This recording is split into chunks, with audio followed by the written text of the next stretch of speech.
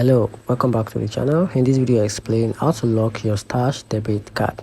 So to lock your stash stock back debit card, follow this step. So the first thing to do, which is using the stash app, open the stash app and log into your account. Then tap on the bank tab at the bottom of the screen. Then tap on your credit image, which is your card image, to flip it over.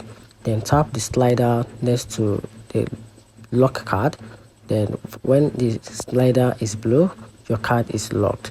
And for you to also lock your card using the web version, log into your account, which is stash.com. Then log into your account using your account credentials. Then click on the bank tab at the top of the screen. Then click on the account management.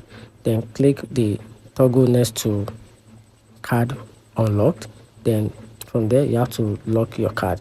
So locking your card is useful features if you have misplaced it or want to prevent unauthorized transaction. So you can unlock your card at any time by following the same steps and toggling the slider back, and that's how you can simply lock your stash debit card. Find the video helpful. If you did, subscribe for more.